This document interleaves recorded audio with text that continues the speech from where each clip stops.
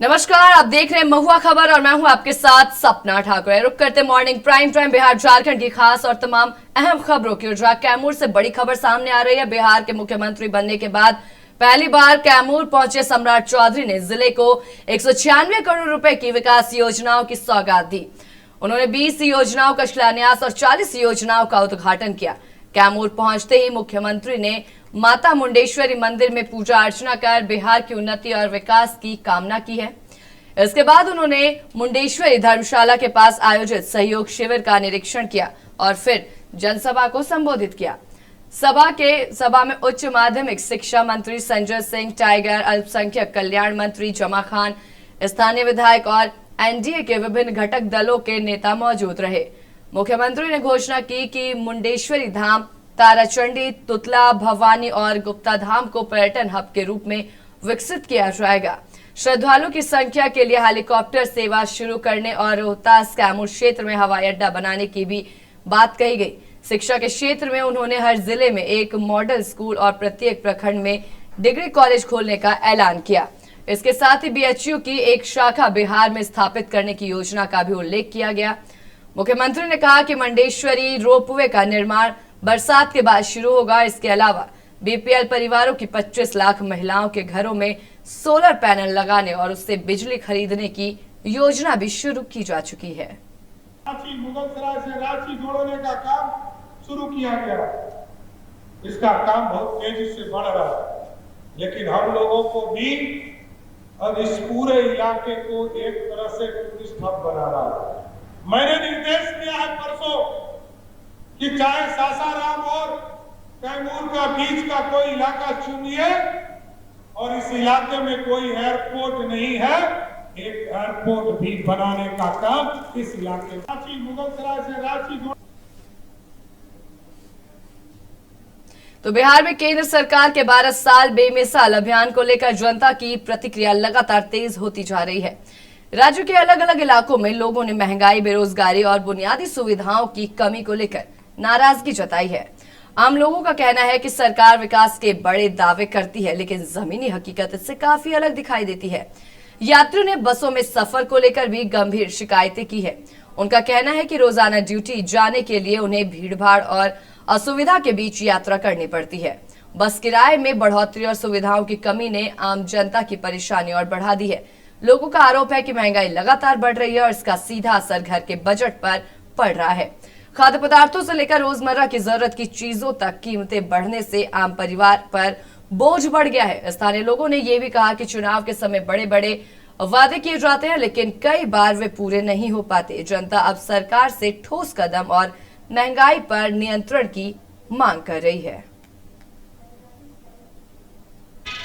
देखिए, बिहार में महंगाई को लेकर चरम सीमा पर बताया जा रहा है। बेमिसाल केंद्र सरकार प्रधानमंत्री तो बता रहे हैं कि 12 साल में उन्होंने देश को बहुत कुछ दिया, लेकिन हमारी उपस्थिति वहां पर है जहां पर सीएनजी बस चलती है, सरकार की बस चलाई जाती है मल्टी मॉडल हब में। कुछ लोगों से बातचीत भी करेंगे।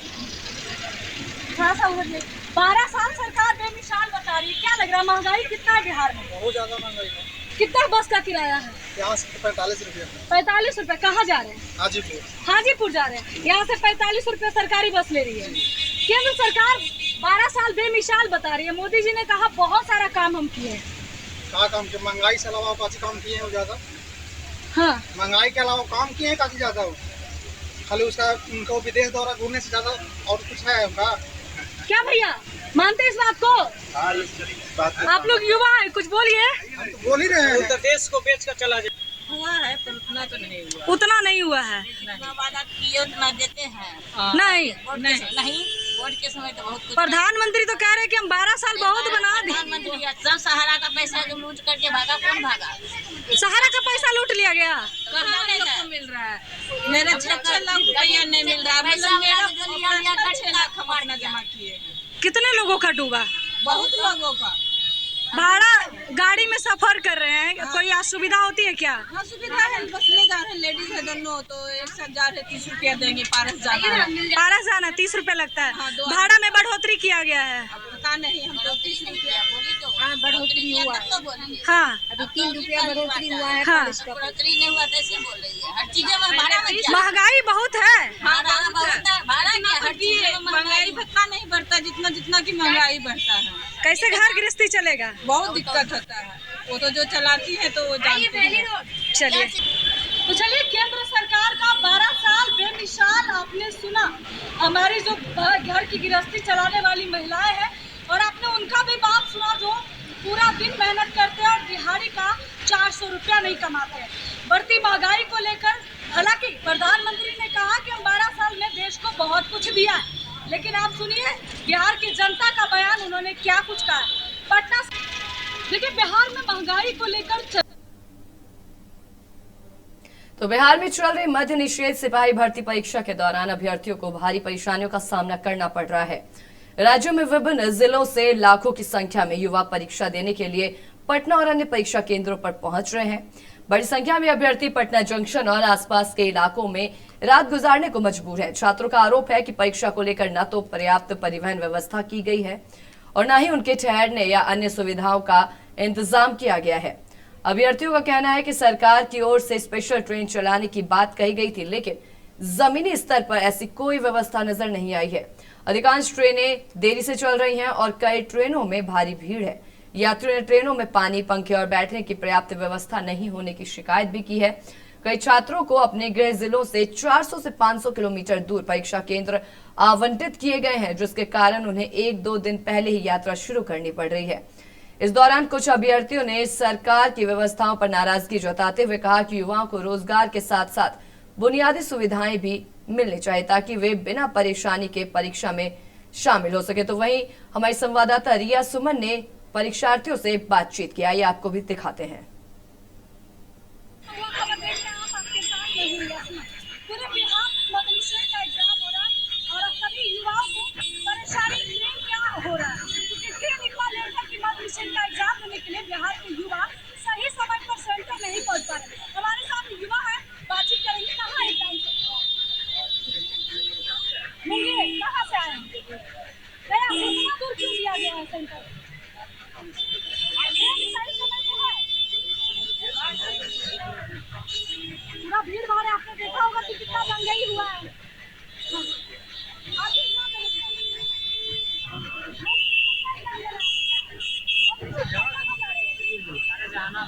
जहानाबाद कहाँ से आए?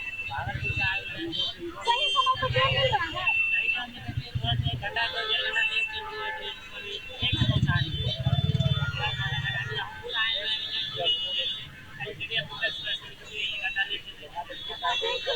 आप लोगों को परेशानी नहीं हो रहा है? स्पेशल ट्रेन नहीं चलाई गई? भारी संख्या में जा रहे होंगे आप लोग। कितना इसमें वैकेंसी है? मात्र 4200। लोग कितना जा रहे हैं? आप भी कहाँ जा रहे हो? शिवान, कौन सा सेंटर पर है? बीते दिन आपने देखा बड़ा पथराव हुआ रानापुर मेला स्टेशन पे, तो आप लोगों को लग रहा है सही समय पर सेंटर पहुंच जाएंगे? पहुंच पाएंगे? मतलब क्या है ट्रेन से इतना बुरा स्थिति है? कहाँ से आ रहे हैं? आइए ना। और भी मत निषेध कहाँ से? आइए बात कहाँ जाने जाएंगे? इतना दूर क्यों सेंटर मिला? आदमी मर रहा है तो क्या होना है? सरकार को पता भी नहीं चला। पता चल जाए, आप आए हैं ना, पता चल जाएगा। पता चलेगा। आपका एक काम है वहाँ तक पहुँचाना। हाँ, लेकिन सरकार खुद भी मेरा बात भी नहीं सुनती। क्या उसमें आपका कालन हो सकता है? अच्छा लग रहा है कि जो भीड़ इतना है उसके लिए सरकार को स्पेशल ट्रेन देना चाहिए। तो दिया है, हाँ, लेकिन चलेगा।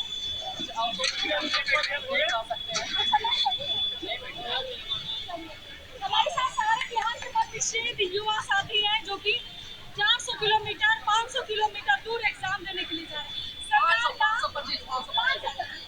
525 किलोमीटर दूरी तय करके मध्य निषेध का एग्जाम देने जा रहे हैं। और वैकेंसी कितना है? युवा कितना जा रहे हैं? लाखों की संख्या में।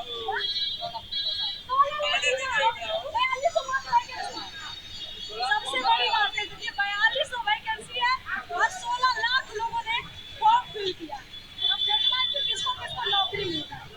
फिलहाल देखिए इतनी गर्मी में सभी लोग अपनी जिम्मेदारी के साथ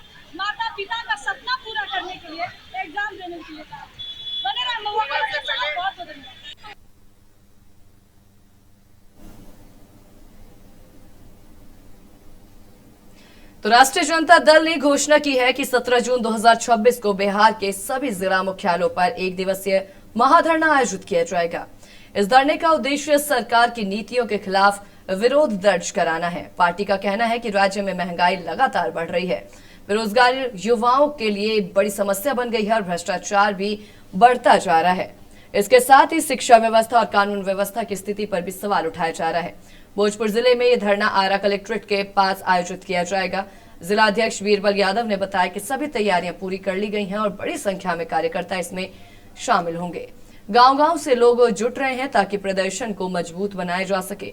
राजद नेता सोहेल खान ने कहा कि महंगाई ने आम लोगों की जिंदगी मुश्किल कर दी है, इसलिए आंदोलन जरूरी है। यह प्रदर्शन शांतिपूर्ण तरीके से किया जाएगा। पार्टी का कहना है कि यह धरना जनता की समस्याओं को सरकार तक पहुंचाने का एक माध्यम है। राजद का दावा है कि इस आंदोलन से जनता की आवाज और मजबूत होगी और सरकार को जवाब भी देना पड़ेगा।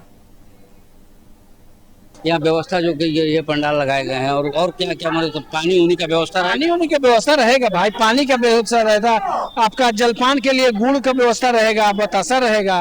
ये तो हम एक सवाल है, अंतिम सवाल है, ये बहुत चला कंगन वाला जो मामला चल रहा है, छोटू छलिया वाला बहुत चल रहा है, क्या कहेंगे उसके बारे में? देखिए नीरज बाबू ये कह रहे हैं, नीरज बाबू को कुछ मिलेगा तभी ना नौकरी चलेगा, कुछ तो है नहीं। इसी पर बिना फीस का वकीली कैसे चलेगा?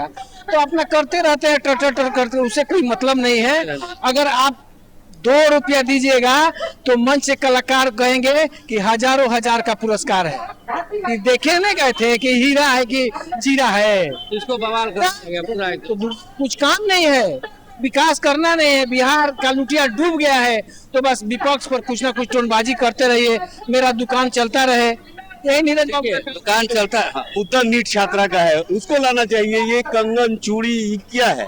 मुद्दा नीट छात्रा का उठाइए। मुद्दा पूरे बिहार में अपहरण, हत्या, बलात्कार रुक नहीं रहा है, इस पर बात कीजिए। इस पर तो सरकार बात करेगी।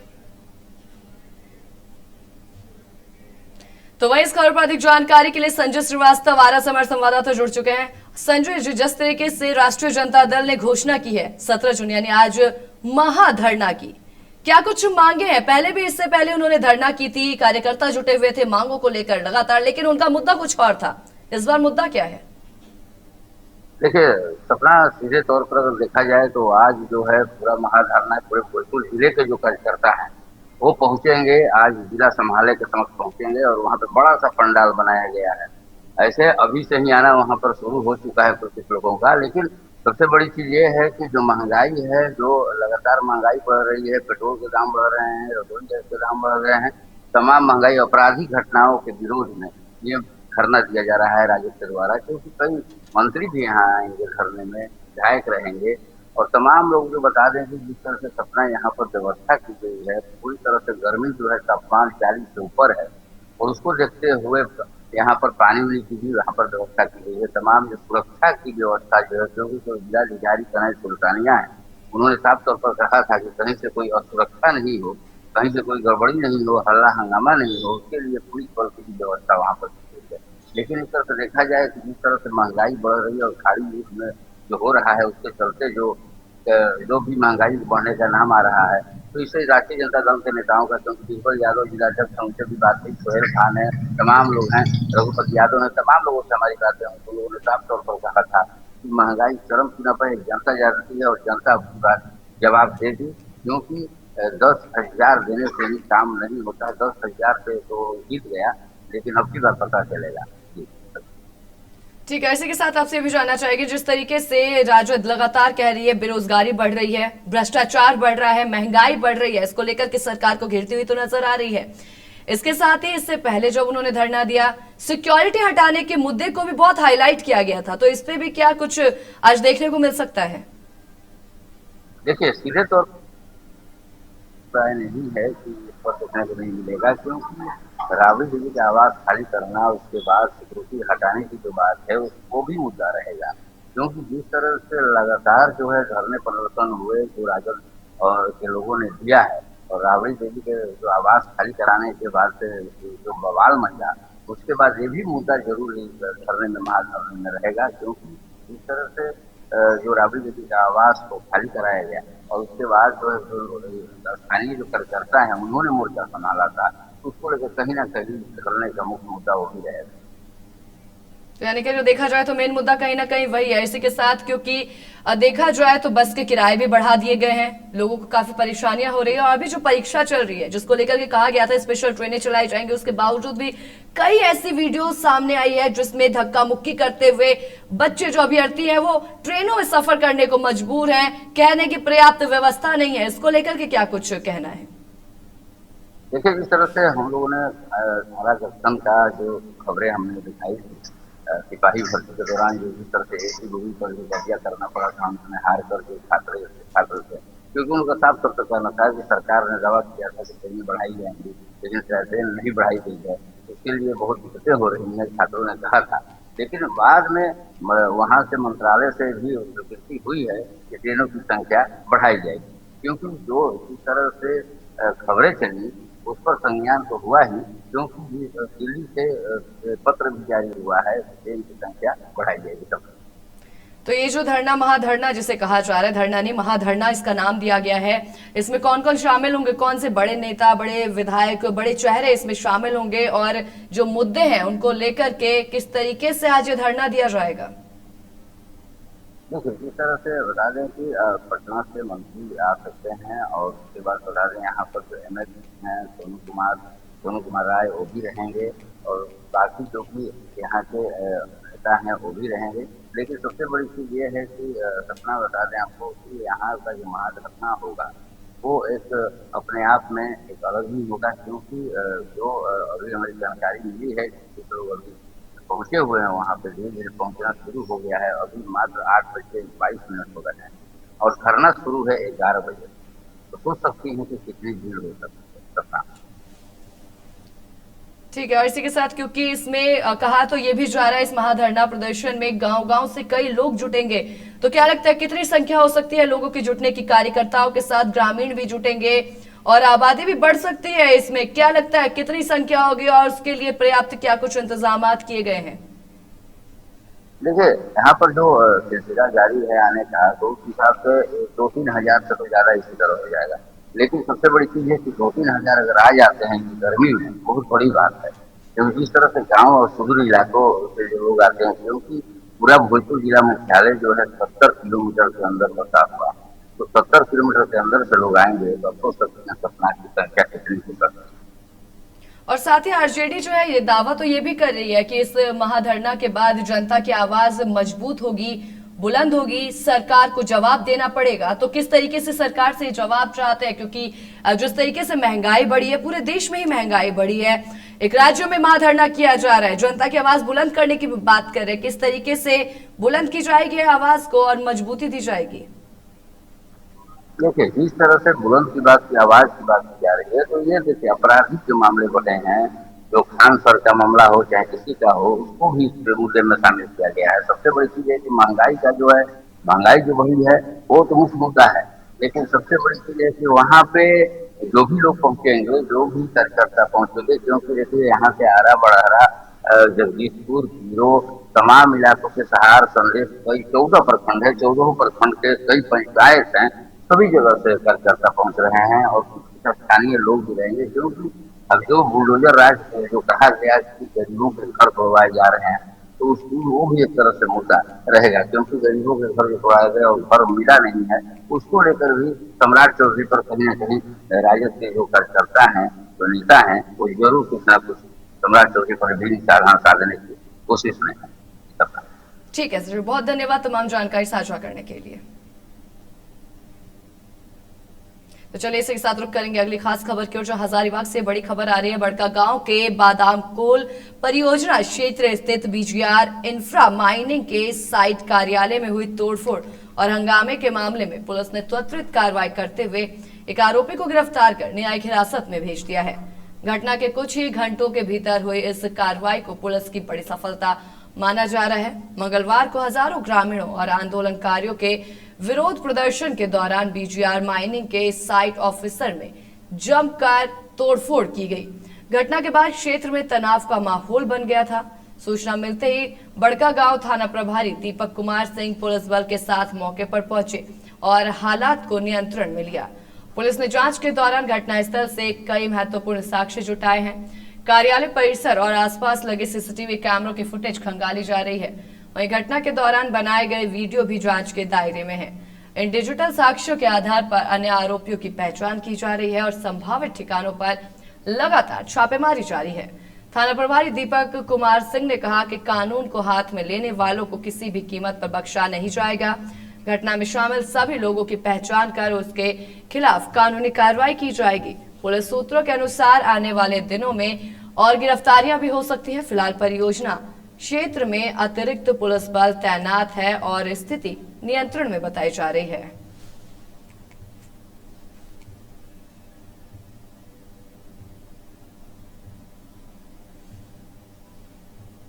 अरवल जिले के सदर थाना क्षेत्र स्थित प्रसिद्ध मोथा सूर्य मंदिर में एक प्रेमी जोड़े ने परिवार और समाज की परवाह किए बिना शादी कर ली। ये मामला मंगलवार का बताया जा रहा है, जब दोनों ने मंदिर में भगवान को साक्षी मानकर एक दूसरे को जीवन साथी स्वीकार किया। जानकारी के अनुसार दोनों युवक युवती एक ही गांव के रहने वाले हैं और पिछले लगभग 3 साल से एक दूसरे से प्रेम करते हैं। वहीं युवक का नाम राजकांत राम और युवती का नाम सिंपी कुमारी बताया जा रहा है। युवती की शादी उसके परिवार ने किसी अन्य युवक से तय कर दी थी, लेकिन उसने अपने प्रेमी के साथ रहने का निर्णय लिया। दोनों मंगलवार को अरवल पहुंचे और मंदिर में शादी की तैयारी शुरू कर दी। जब परिजनों को इसकी जानकारी मिली तो उन्होंने खोजबीन शुरू की, लेकिन तब तक दोनों मंदिर पहुंच चुके थे। मौके पर लोगों की भीड़ जमा हो गई और काफी देर तक तनावपूर्ण स्थिति बनी रही। दोनों ने साफ कहा कि वे बालिग हैं और अपनी मर्जी से शादी कर रहे हैं। कानूनन सही होने के कारण उन्होंने अपनी इच्छा से विवाह किया। अंत में मंदिर में विधि विधान से शादी पूरी कराई गई। ये घटना इलाके में चर्चा का विषय बन गई है। कुछ लोग इसे प्रेम की जीत बता रहे हैं, जबकि कुछ सामाजिक परंपराओं के खिलाफ मान रहे हैं। वीडियो वायरल होने के बाद मामला और भी सुर्खियों में आ गया है। और देखिए सर, हम लोग जानते हैं, हम लोग थोड़े जा रहे थे कि लड़का बाहर था गए, हम आए अल्ट्रासाउंड करवाए आए तो दोनों के देखने की रोड पर चल रहा था। तब पे क्या रहे दोनों ये लड़का बाहर हलक तो यहाँ पर कैसे है ना जी। तो मैंने पापा हमको बोला कि कहाँ है घर को कलरवा कहाँ है कि हम जाए थे बियाह करे। तो मौसिया सास हमर था, हमें थे, हमको हस्बैंड थे, मौसिया सास सब पैसा हमें परिवार थे। तो कहला कि हम जाए थे बियाह करे, कहली कि हम एक लड़का देख ले ना बियाह कर लगे से हाल ही हम लड़का देख के ओकरा पैसा कौड़ी धरा के ले से ना बियाह कर लगे। और देखिए सर, हम लोग के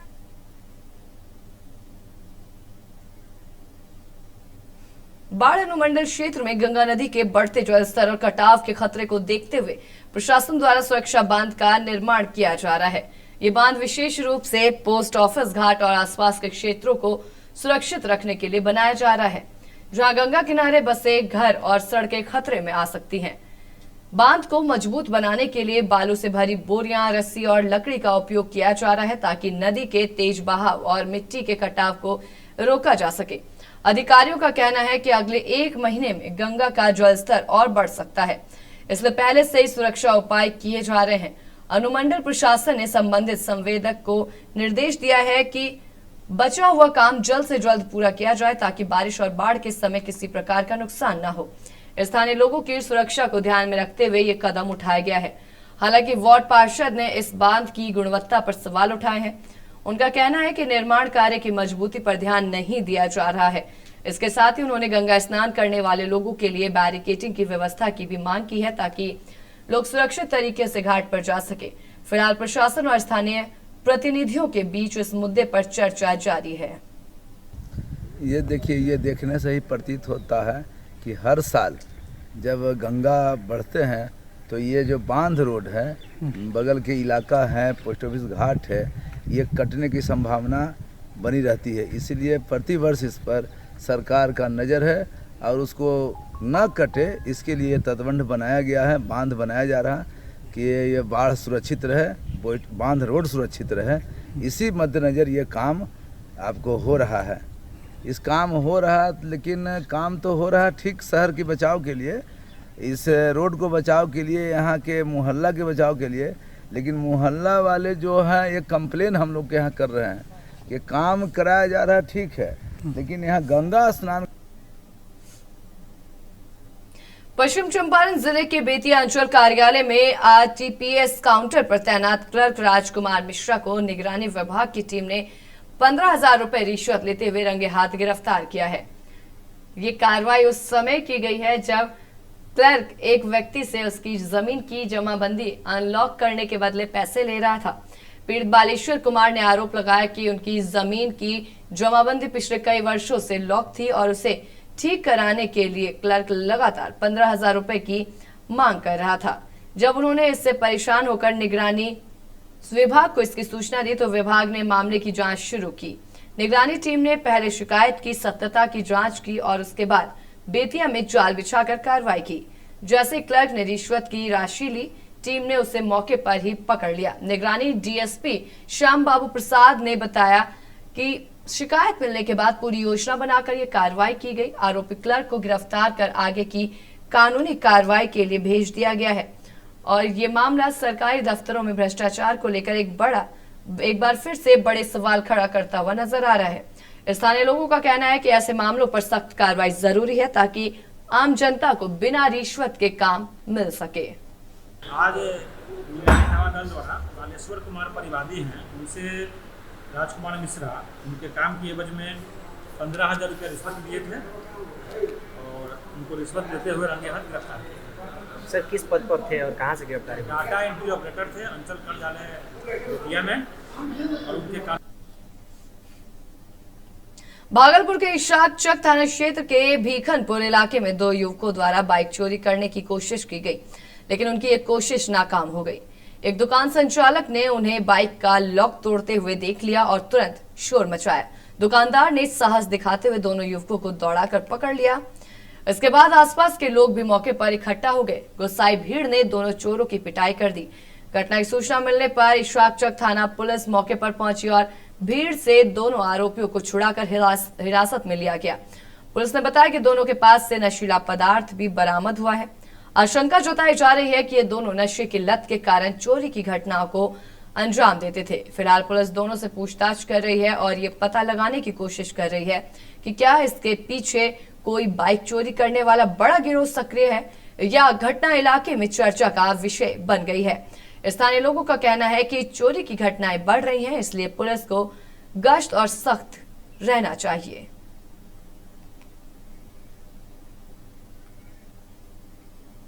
भागलपुर जिले के जगदीशपुर थाना क्षेत्र में दुमका भागलपुर मुख्य मार्ग पर एक दर्दनाक सड़क हादसा हो गया है, जिसमें 14 वर्षीय एक किशोर की मौत हो गई। यह हादसा शराब फैक्ट्री के पास उस समय हुआ जब एक तेज रफ्तार ट्रक ने ऑटो को जोरदार टक्कर मार दी। ऑटो में सवार सूरज कुमार यादव गंभीर रूप से घायल हो गया है। स्थानीय लोगों की मदद से उसे तुरंत जगदीशपुर प्राथमिक स्वास्थ्य केंद्र ले जाया जा रहा था, लेकिन अस्पताल पहुंचने से पहले ही रास्ते में उसकी मौत हो गई। डॉक्टर ने जांच के बाद उसे मृत घोषित कर दिया। मृतक सूरज बांका जिले के रजौन थाना क्षेत्र के धनसार गांव का रहने वाला है। बताया जा रहा है कि वो घर से किसी काम से बाहर निकला था। हादसे की खबर मिलते ही उसके परिजन अस्पताल पहुंचे, जहां शव देखते ही परिवार में चीख पुकार मच गई। सूरज अपने परिवार में सबसे छोटा था और उसके 2 भाई और 2 बहनें हैं। उसकी अचानक मौत से पूरा परिवार सदमे में है। घटना की सूचना मिलते ही जगदीशपुर थाना पुलिस मौके पर पहुंची और जांच पड़ताल शुरू कर दी है। इसके साथ ही रजौन थाना पुलिस को भी जानकारी दी गई है। पुलिस ये पता लगाने में जुटी है कि हादसा कैसे हुआ और ट्रक की लापरवाही कितनी थी।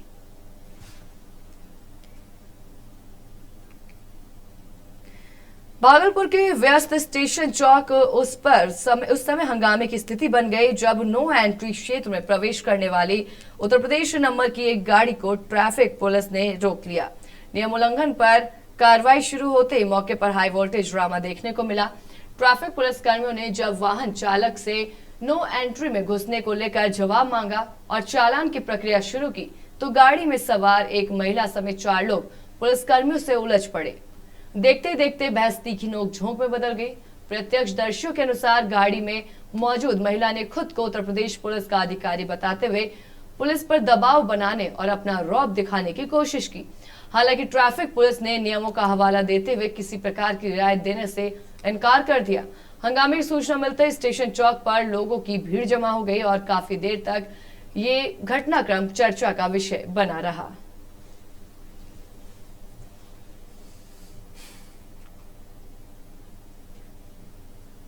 पटना रेलवे स्टेशन के आसपास की स्थिति पर सवाल उठ रहे हैं, जहां लंबे समय से नगर निगम द्वारा विकास और सफाई का काम चल रहा है, लेकिन अभी तक स्थिति में कोई खास सुधार नहीं दिखाई दे रहा है। स्थानीय लोगों का कहना है कि ये इलाका स्मार्ट सिटी के दावों के बिल्कुल विपरीत दिखाई देता है। स्टेशन के आसपास खासकर गोलंबर और महावीर स्थान के पास गंदगी का अंबार देखा जा सकता है। यहाँ फास्ट फूड की दुकानों पर स्वच्छता का ध्यान नहीं रखा जाता, जिससे खाने की चीजों पर मक्खियां बैठती हैं और संक्रमण फैलने का खतरा बढ़ जाता है। स्थानीय नागरिकों का आरोप है कि नगर निगम केवल कागजों पर सफाई का दावा करता है, जबकि जमीन पर स्थिति बेहद खराब है। लोगों का कहना है कि गर्मी के इस मौसम में ये गंदगी और भी ज्यादा परेशान कर रही है और बीमारियों का खतरा बढ़ गया है। लोगों ने बिहार सरकार और नगर निगम पर सवाल उठाते हुए कहा कि स्मार्ट सिटी का दावा किया गया था, लेकिन पटना स्टेशन जैसे महत्वपूर्ण स्थान पर ही हालात खराब है। यात्रियों को रोजाना गंदगी और बदबू के बीच सफर करना पड़ता है। फिलहाल लोगों की मांग है कि यहाँ जल्द से जल्द सफाई व्यवस्था को सुधार कर ठोस कदम उठाए जाएं, ताकि संक्रमण और बीमारियों के खतरों को रोका जा सके। हुआ खबर देख रहे हैं आप, आपके साथ मैं हूं यास्मीन। पटना स्टेशन के बाहर, महावीर मंदिर के बाहर, जहां पर फूटपाथ का दुकान लगता है, वहां पर हम मौजूद हैं। अब आपको हम बताते हैं कि कितनी गंदगी के बीच में बिहार की जो जनता है वो यहाँ पर खाना खाते हैं और बीमारी का घर पैदा करते हैं। इतनी घमासान गर्मी के बीच में नाक में इतनी बदबू आ रही है कि कह नहीं सकते। अब ये पटना नगर निगम का ये स्मार्ट सिटी हम आपको दिखा रहे हैं। कहा जाता है पटना स्मार्ट सिटी है।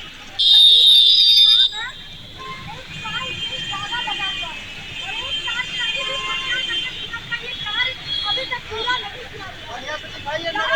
दुकान है, दुकान दिखाइएगा।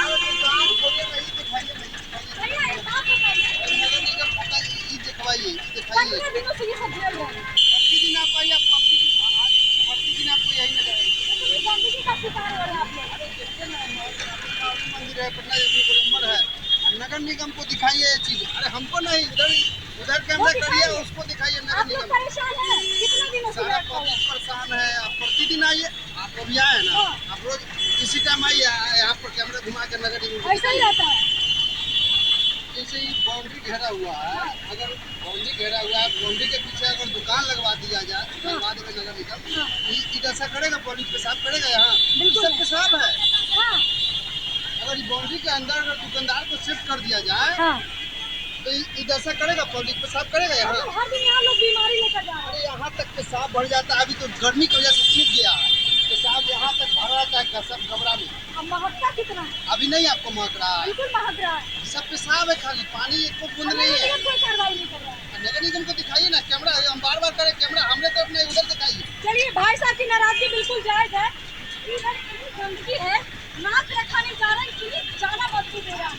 और यहाँ पर ठेला लगाते हैं और बगल में ये देखिए बदबू। ये कैसे जीवन यापन महकता नहीं है।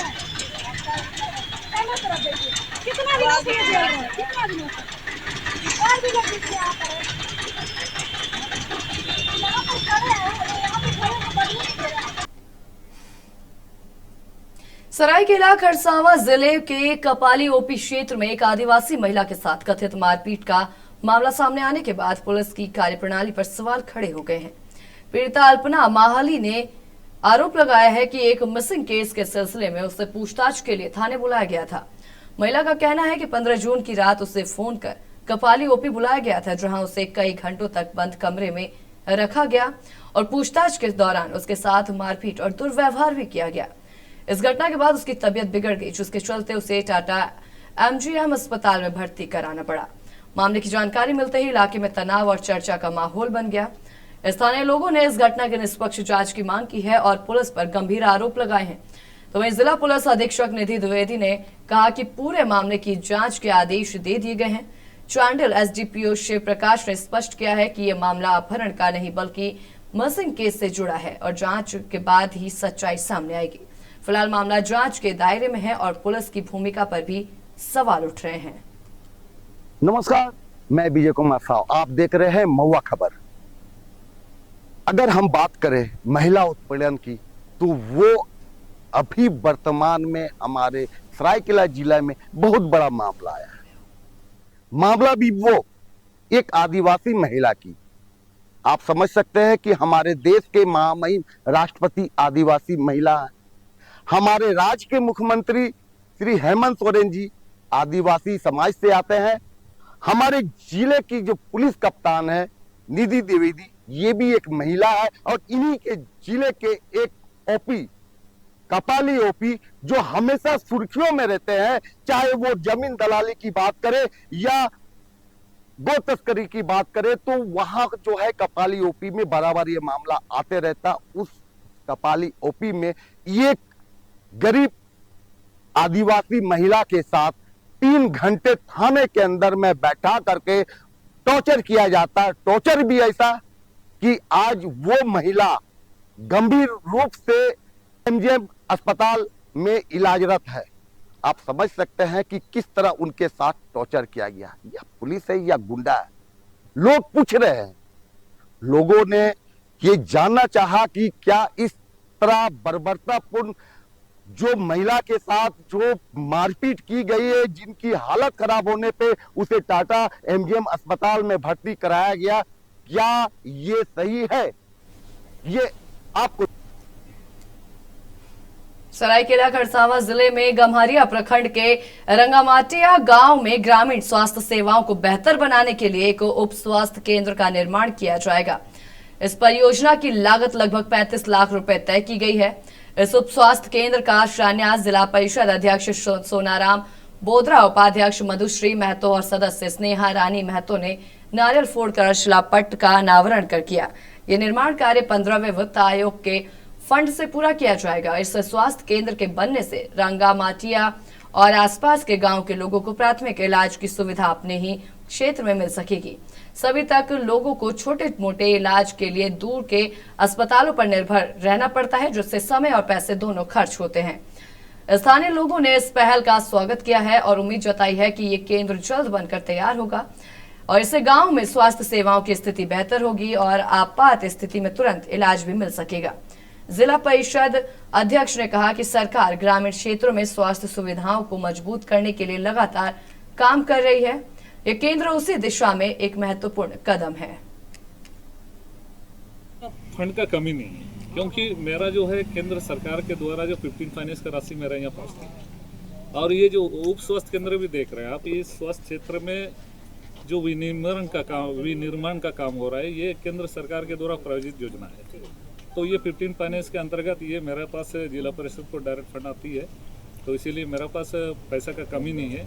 और रही बात है कि इस बार हम लोग काफ़ी कुछ दिन इंतजार करने के बाद आज केंद्र सरकार के द्वारा जो हुई राशि जो हमारे राज्य सरकार को दिया है, उसके तहत हमारे जो मुखिया को फंड मिलना है और पंचायत समिति प्रमुख को मिलना है और जिला परिषद को भी, तो उसका फंड भी ऑलरेडी हमारे पास पहुंच चुकी है। प्रथम उदयपुर में 500 PCC फीट सड़क का शिलान्यास हुआ है, फिर उप स्वास्थ्य केंद्र रंगामाटिया में शिलान्यास हुआ है और ये हमारे लिए बहुत बड़ी बात है कि जमीनी स्तर पर कार्य हो रहा है और इसको हम लोग पूरे मन से और मेहनत से पूरा करने का कोशिश कर रहे हैं। इसके लिए हम बहुत बहुत धन्यवाद अध्यक्ष जी और उपाध्यक्ष मैडम को करना चाहते हैं कि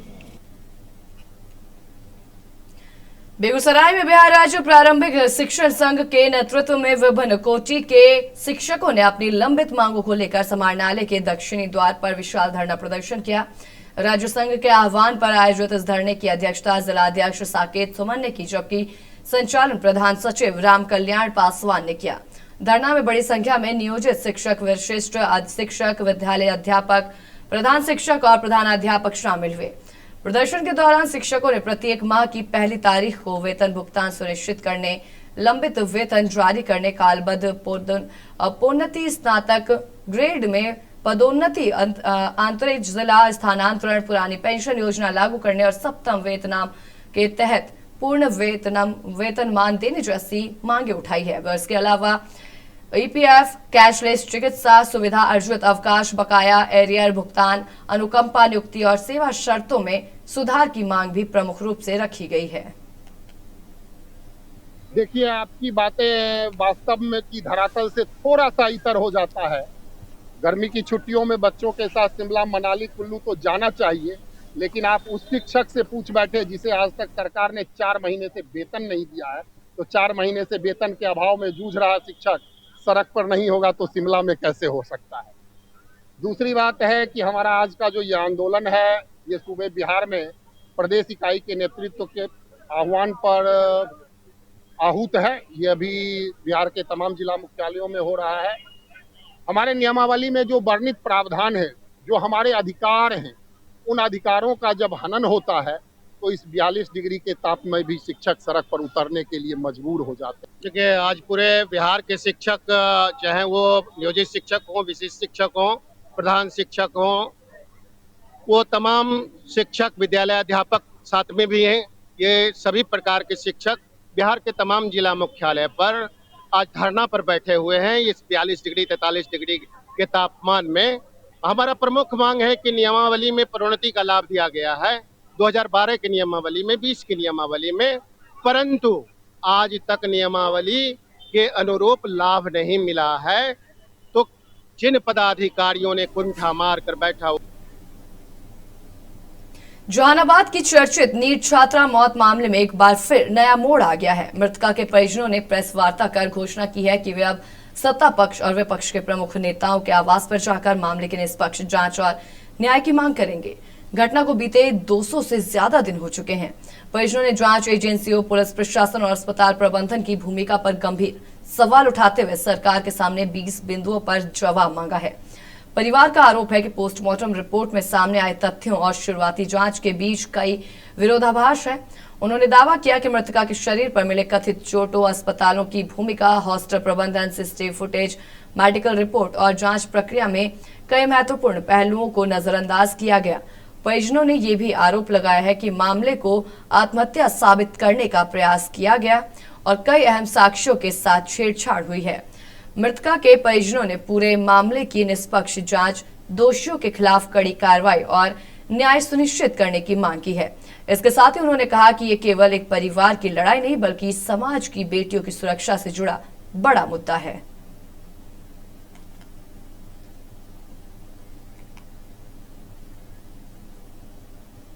तो बिहार के मुंगेर जिले में अंधविश्वास और डायन प्रथा का एक खौफनाक मामला सामने आया है। यहाँ एक महिला को डायन बताकर उस पर तलवार से जानलेवा हमला कर दिया गया, जिसमें वो गंभीर रूप से घायल हो गई। पीड़िता को इलाज के लिए मुंगेर सदर अस्पताल में भर्ती कराया गया है।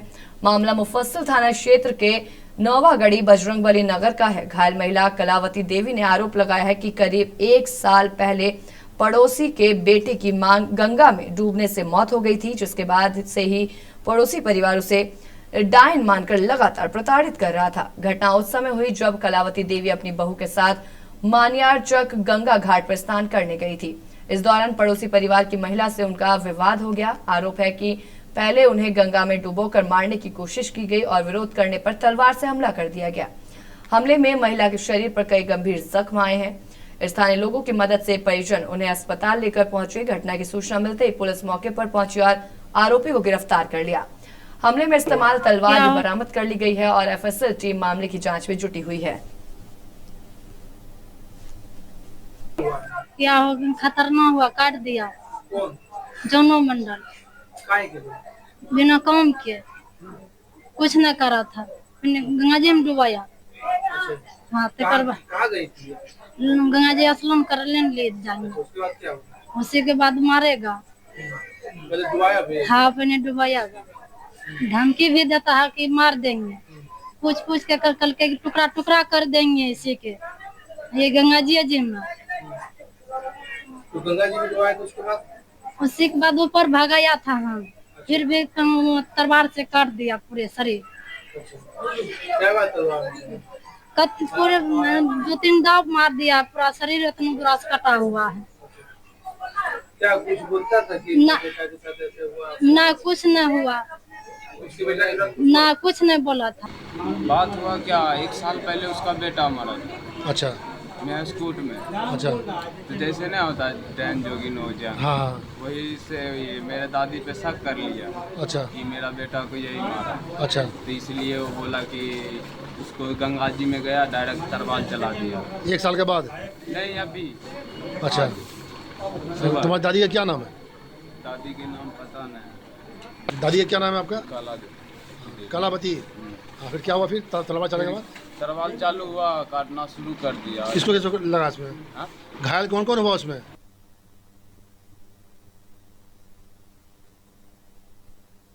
रामपुर, बरवा और भवानीपुर पंचायतों में मंगलवार को विशेष सहयोग शिविर का आयोजन किया गया। शिविर का उद्देश्य ग्रामीणों को सरकारी योजनाओं से जोड़ना और लाभ सुनिश्चित करना था। मोतिहारी उप विकास आयुक्त डॉक्टर प्रदीप कुमार ने विभिन्न शिविर स्थलों का निरीक्षण किया और व्यवस्थाओं का जायजा लिया। उन्होंने अधिकारियों को निर्देश दिया है कि लोगों की शिकायतों को संवेदनशीलता से सूचीबद्ध कर उनका त्वरित निपटारा किया जाए। हालांकि प्रशासनिक स्तर पर पूरी तैयारी देखी गई, लेकिन ग्रामीणों की अपेक्षित उपस्थिति नहीं होने से कई स्टॉल खाली नजर आए और शिविरों में वीरानगी जैसी स्थिति देखी गई। विशेष रूप से श्यामपुर पंचायत के हाई स्कूल परिसर में लगे शिविर में सबसे कम भीड़ देखी गई। बीडीओ रणधीर कुमार ने बताया कि 16 से 18 जून तक प्रखंड मुख्यालय में 3 दिवसीय सहयोग सहजन कल्याण शिविर भी आयोजित किया जा रहा है।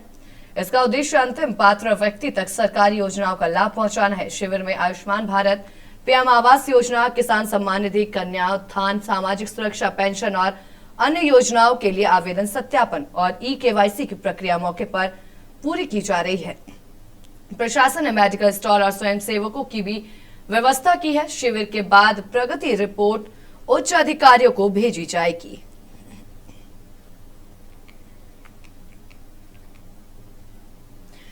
रोहतास जिले के नोखा प्रखंड की दक्षिण बराव पंचायत के महापुर गांव में मंगलवार को सहयोग जन कल्याण शिविर का आयोजन किया गया।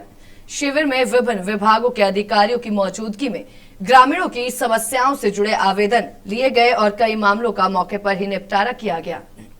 शिविर में स्वास्थ्य, राजस्व, सामाजिक सुरक्षा, स्वच्छता और जीविका विभाग द्वारा लोगों को सरकारी योजनाओं की जानकारी दी गई।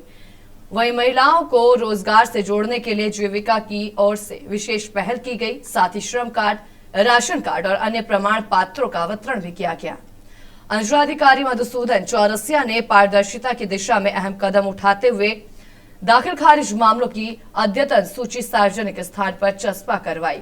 इस सूची में निष्पादित, लंबित और विवादित मामलों का पूरा विवरण शामिल था, जिससे ग्रामीणों को भूमि विवाद की स्थिति समझने में आसानी हुई। शिविर में पंचायत सरकार भवन निर्माण से जुड़ी मिट्टी कटाई का मामला भी उठा, जिस पर जांच का आश्वासन दिया गया। इसके अलावा नोखा नगर परिषद क्षेत्र के विभिन्न वार्डों से भी सहयोग शिविर लगाए गए, जहां प्रमाण पत्रों का वितरण और आवेदन निपटारे की प्रक्रिया की गई। प्रशासनिक और जनप्रतिनिधियों की सक्रिय भागीदारी देखी गई। सबसे पहले हम आज दक्षिणी बराव पंचायत में शिविर का आयोजन किया गया है। सहयोग शिविर इसका नाम है। जो भी नागरिकों की समस्या है, भिन्न भिन्न कार्यालयों से जो सेवा है, सुझाव है, कोई शिकायत है, उनके संबंध में जो आवेदन प्राप्त होता है, उसका हम लोग स्वसमय निष्पादन करके आज के दिन हम इस पंचायत में जो हम निष्पादन करते हैं उनका एक प्रमाण पत्र हम लोग देते हैं। जैसे किसी ने श्रम कार्ड के लिए अप्लाई किया तो हम लोग श्रम कार्ड बनवा के, जैसा कि आप लोगों ने देखा होगा, श्रम कार्ड हम लोग डिस्ट्रीब्यूट करते हैं। किसी को जन्म प्रमाण पत्र चाहिए तो हम लोग जन्म प्रमाण पत्र भी हैंड टू हैंड हम लोग बना कर दे देते हैं। तो उन्हें दाखिल खारिज के लिए आवेदन दिया है, उसका अगर समय पूरा गया है तो हम लोग दाखिल खारिज करके शुद्धि पत्र सहित, जमाबंदी का पंजी सहित हम लोग प्रिंट निकाल करके अभी हम लोग डिस्ट्रीब्यूट कर रहे हैं। तो इससे काफी तो गुरुआ में हुई चर्चित ज्वेलर्स लूटकांड मामले में पुलिस को बड़ी सफलता मिली है। पुलिस ने मुठभेड़ के दौरान 2 अपराधियों को घायल अवस्था में गिरफ्तार कर लिया, जिन्हें इलाज के लिए मगध मेडिकल कॉलेज एवं अस्पताल में भर्ती कराया गया है। और ये मामला 17 मई का है, जब गुरुआ बाजार स्थित एक ज्वेलर्स दुकान में अपराधियों ने धावा बोलकर करीब 45 लाख रुपए मूल्य के आभूषण लूट लिए थे। घटना के दौरान अपराधियों ने दुकानदार को गोली मार दी थी, जिससे पूरे इलाके में दहशत फैल गई थी। मामले की गंभीरता को देखते हुए अब गया के आईजी विकास वैभव के निर्देश पर विशेष जांच दल एसआईटी का गठन किया गया था। पुलिस लगातार तकनीकी अनुसंधान और छापेमारी कर रही थी। इसी क्रम में आमर थाना क्षेत्र के बनाही मोड़ के पास पुलिस को अपराधियों की मौजूदगी की सूचना मिली। जब पुलिस टीम ने घेराबंदी कर कार्रवाई की तो अपराधियों ने भागने की कोशिश की और मुठभेड़ हो गई। इस दौरान दोनों के पैर में गोली लगी और उन्हें गिरफ्तार कर लिया गया। पुलिस के अनुसार गिरफ्तार अपराधियों की निशानदेही पर अन्य सहयोगी की तलाश जारी है। इस कार्रवाई को गुरुआ ज्वेलर्स लूटकांड के खुलासे की दिशा में एक बड़ी सफलता माना जा रहा है। 22 मई 2026 को बरुआ बाजार क्षेत्र अंतर्गत एक घटना घटित हुई थी, जिसमें एक स्वर्ण व्यापारी जो शाम के 7 बजे के आसपास लगभग अपना प्रतिदिन के अनुसार अपने जो आभूषण का दुकान है उसको बंद करके घर की ओर जाने के लिए तैयारी कर रहे थे। उसी बीच में कुछ अज्ञात युवक जो अपाची बाइक और अन्य बाइक से थे, जो मुंह पर उन्होंने मास्क लगा रखा था, उनके द्वारा आकर के स्वर्ण व्यापारी से उनका बैग जिसमें सोना का ज्वेलरी था वो छीनने की कोशिश की। उसी क्रम में झड़प हुई, जिसमें अपराधियों के द्वारा उन पर गोली चलाई गई, जिसमें उनके पैर में 2 गोली लगी थी। उसमें जो है हम लोगों ने बहुत ही, और उसके अलावा जो अपराधी थे उन लोगों ने। तो मॉर्निंग प्राइम बिहार झारखंड में बस इतना। इसी तरह की तमाम खास खबरों से जुड़ने के लिए देखते रहे महुआ खबर। नमस्कार।